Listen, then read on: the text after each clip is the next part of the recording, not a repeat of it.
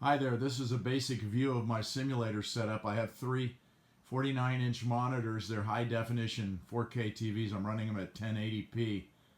The other three panels that are brighter in the picture are running Air Manager to give me the panel with touchscreen control. You can check out Air Manager at siminnovations.com. What I've done here is I want to demonstrate the difference between these stretched surround screen using X-Plane 11 and the new option to have multiple monitors set up to display scenery or cockpit 3D views. So this is the setup. We have monitor 1, 2, and 3 here, and we have 3 monitors running on a separate computer that provide the instrumentation, and these happen to be touchscreens, so we can make touch inputs to the instruments using Air Manager. So now my monitors are set up in a surround system. I'm going to assume you know how to do that. It's fairly simple, but you can see I have a single monitor which is made up of the 3 monitors. Now in this case I've applied Bezel Correction, which actually creates a little gap between the monitors to make it look as though it's just a window frame as objects move behind it, and lines stay lined up as they cross the bezels of the monitors. Anyway, let's launch X-Plane 11 and see what we get. As you can see, it startup screen spans all 3 monitors. I'm going to say resume. Well, let's look at settings first. If we look at the graphic settings here, you can see I've set the visual effects at medium, texture quality at high, anti-aliasing at 1x, number of world objects at high, reflection detail at minimal. I put draw parked aircraft.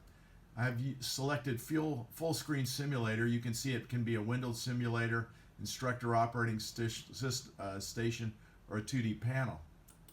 I'm using full screen simulator because I want only the scenery to show up on these 3 screens while I'm flying my instruments on the Air Manager panels that you saw before. Resolution, we need to select the resolution corresponding to our surround. In this case it's 5820 by 1080 with Bezel Correction. And I forward with scenery. Field of view I've set to 135 degrees, which corresponds to the 3 monitors I have. The front monitor is straight in front of me. Then I have another monitor angled in towards me at 45 degrees. I have another monitor on the right side angled in towards me at 45 degrees. I sit in a position that's perpendicular to the center of each of the 3 monitors, which means that I have looking straight at from perpendicular location at each of the 3 screens. That's my eye position. Now, that means that I have a total field of view of 135 degrees. Halfway across this is a 45 degree, and another half of a 45 on this side, and another half of a 45 on this side. So it's 45 plus 90, or 135 degrees. And that's why I've used that setting there.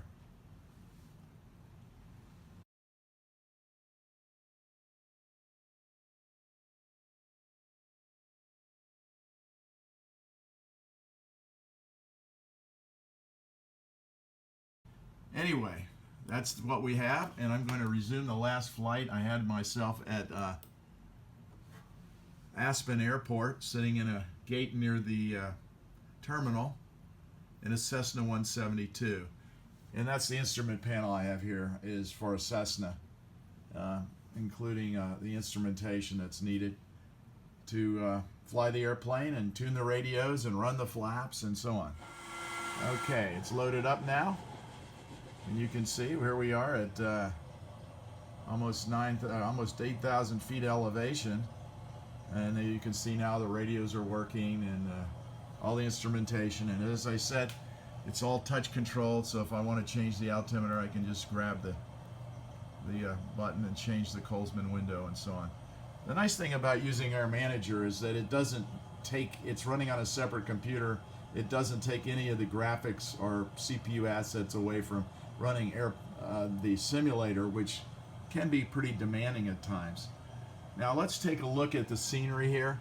As you can see, it looks pretty good straight ahead. Now these cargo containers are all equally shaped, but look how the ones towards the edge of the center monitor look narrower than the one that's slightly out to the right. And if you look at the airplane that's out here parked here, you can see it's quite long. If you know what a Dornier looks like, it's very stretched out. And that's what happens. Things just get bigger and closer looking as we get towards the edge of the monitor. That's what happens when you try to stretch an image 135 degrees. Now, looking out through the fence here towards that house, you can see there's a house there. Looks almost like a long trailer. And I'm just pointing this out because I'm going to show you this same scene again later when we get into the multi-monitor setup. Now you can see the hill is pretty close, and it's a big tall hill. You can see the houses as they get towards the center, they get a lot smaller and they get a lot more shorter. They're not stretched out. Same thing with the building. You can see there's quite a bit of perspective, and it gets quite high here as we get to the edge. So that's the general look.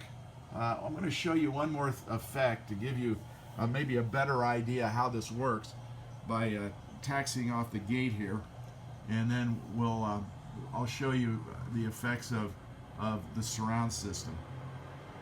So I'm turning here, turning around. I'm going to pass by this airplane, and we're going to turn back towards the tower.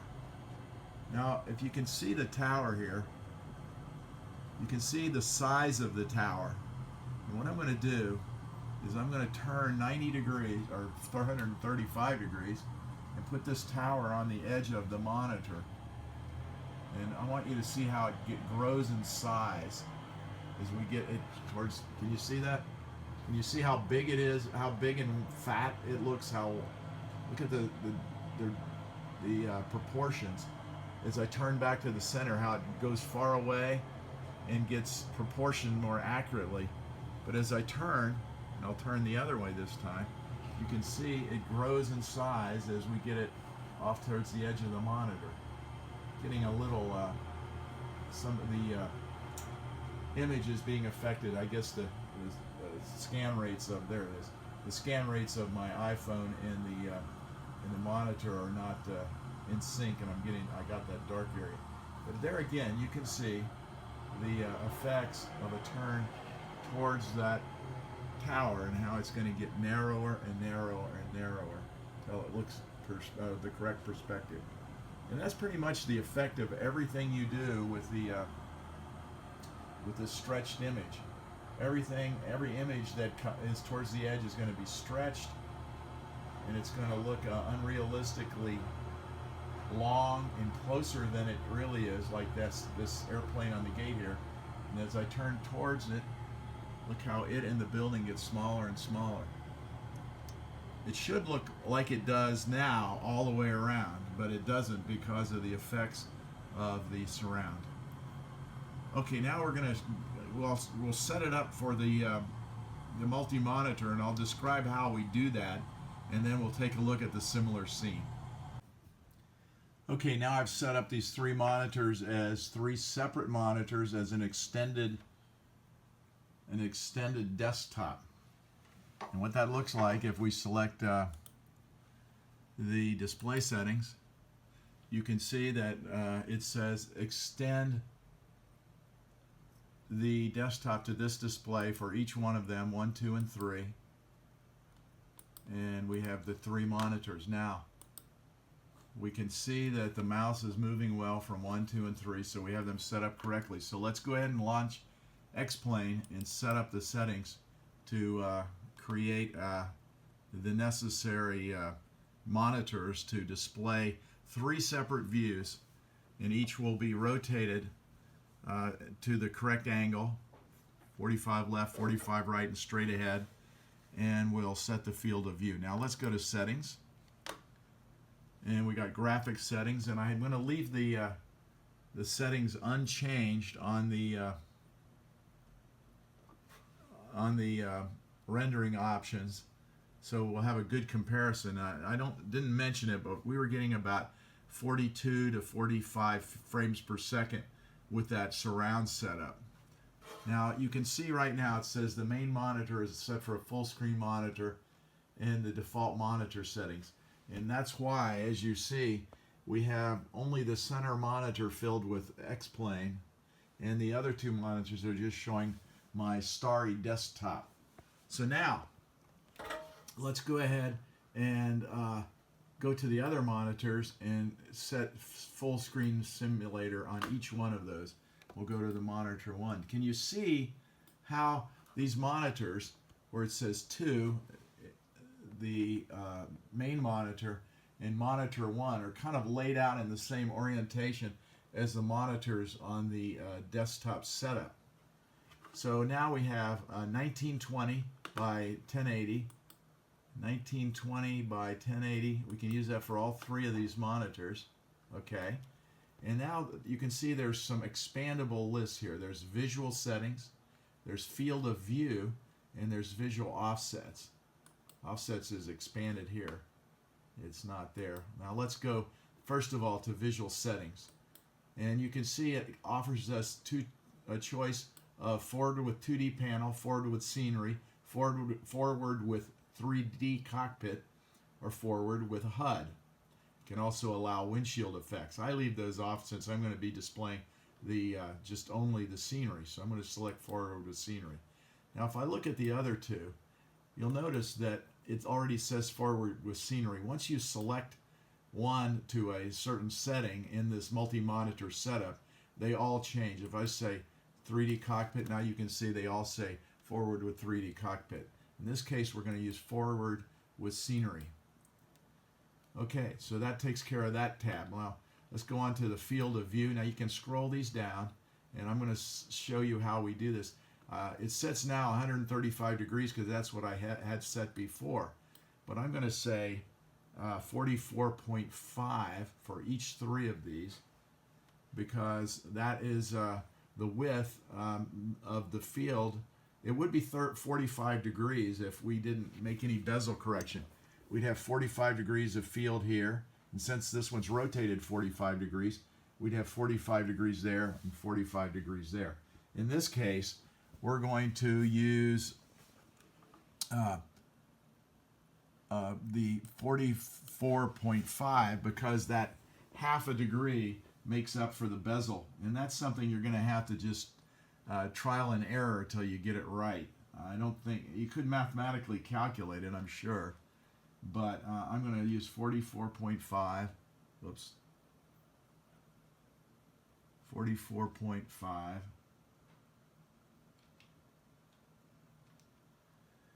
degrees there. And let's go to the next one, and we'll expand a field of view. And it's, again, it says 135, as you can see, left over from our surround system, 44.5. And let's go to the last one, and we'll say field of view. And I'm going to type in 44.5. Okay, so that takes care of the field of view. Now, if we put 45 in there, we just wouldn't have any correction for the bezels. Now I'm going to click Visual Offsets, and I'm going to get that for all three of them. And what we're going to do is note that it has lateral rotation. I'm going to look at the center one first. It has lateral rotation, vertical rotation. Lateral would mean, rotating it the left side forward, close to me and away, and that would be that angle. And the roll rotation, of course, would be rotating it just like a roll of an airplane. And if we look at the straight ahead, the lateral rotation should be 0. If we look at this left one, the lateral rotation should be minus 45, because the convention is rotating. If you're looking down on the monitor setup, clockwise is plus.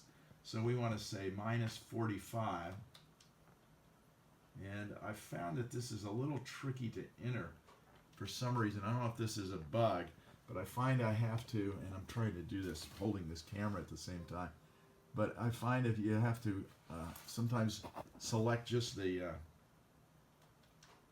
see, I can't just select the whole thing. I have to select the whole part, to the left of the decimal point, and type in 45, and I think that will probably be fixed. But okay, now you can see we have 45 in for the rotation, and we wanted minus 45. So let me see if I can get that in there.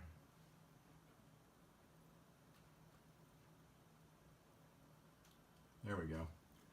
And then we're going to look at the right one, and we're going to try to put in 45 there. And I'm going to select visual offsets and rotate that and scroll that up.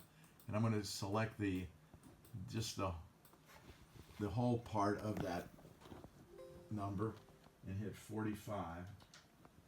Okay, and I have 45. So now the monitor to the left, the image is going to be rotated 45 degrees left, and the right will be 45 right. Now let's see what this gives us as I click done. And then I'm going to resume the last flight, which should put us right back where we were.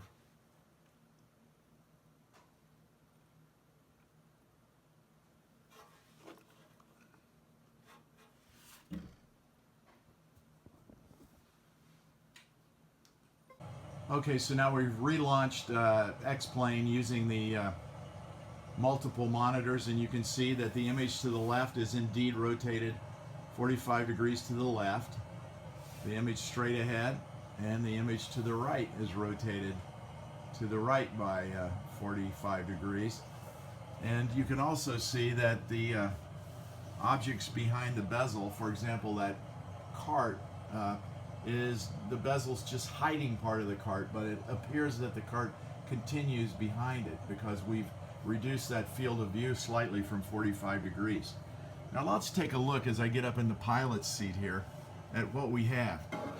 Let's look to the left. As you recall, the last time that pole was almost over to the bezel, but now it's quite further out, and we get quite a bit more field of view to the left.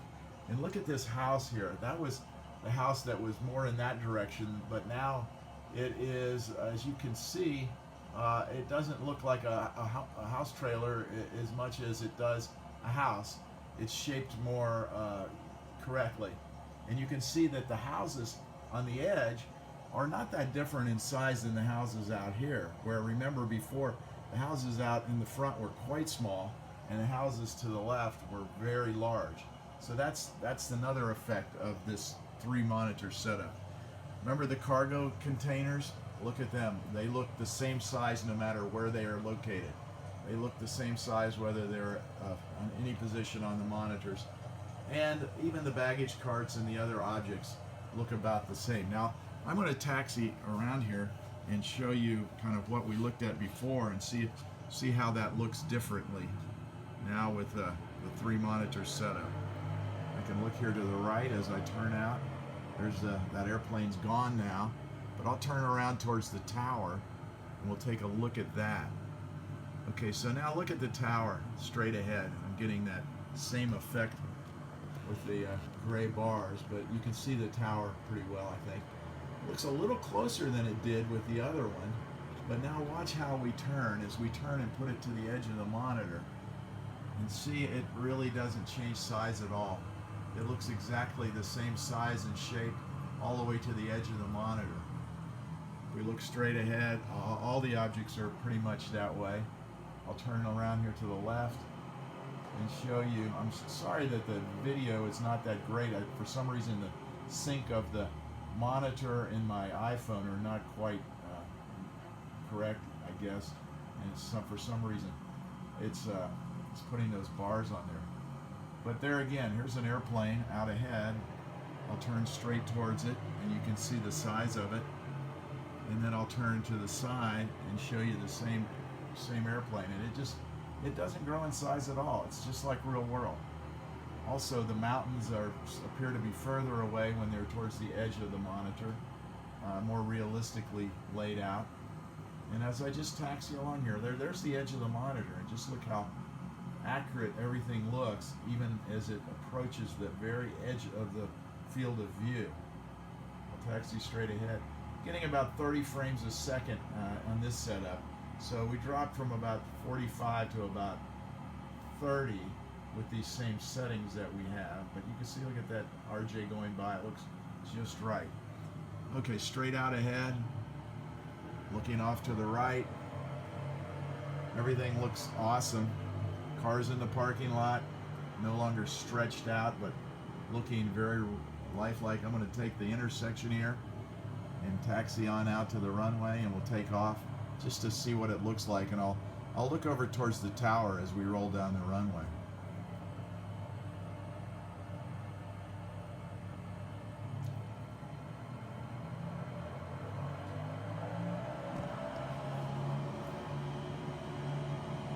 Okay, so we're rolling down the runway.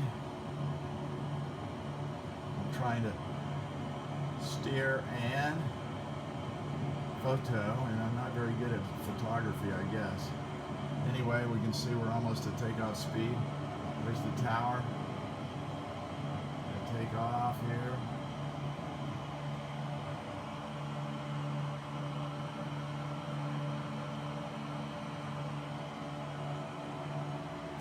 You can see as we scan along the nice smooth transition from monitor to monitor. Even though this camera makes them look like the intensity is changing, it's not noticeable with the naked eye. And those little gray spots are caused by the camera sync. And we have a great view out both sides of the airplane. And I really think this is quite an improvement. Now, Fly Elise, I did a video on multi-view by Fly Elise. They have a $200 program that has a X-Plane plugin that will do the same thing that we just did, create these 3 geometrically correct views. But there again, it's a $200 program, and you're getting X-Plane for $60, and it includes this. So it's really a far better solution. I got to say that the frame rate is about the same using my GTX 1070 card.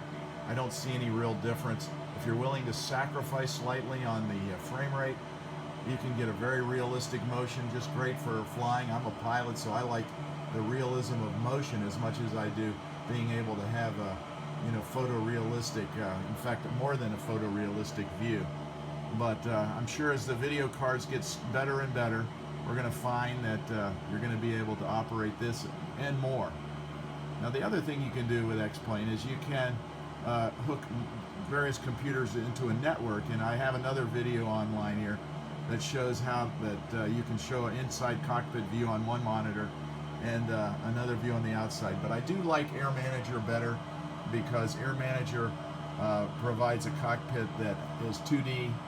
It has very nice looking instruments, and best of all, they are touch control so that you can operate the cockpit without having to do anything with the mouse or the keyboard.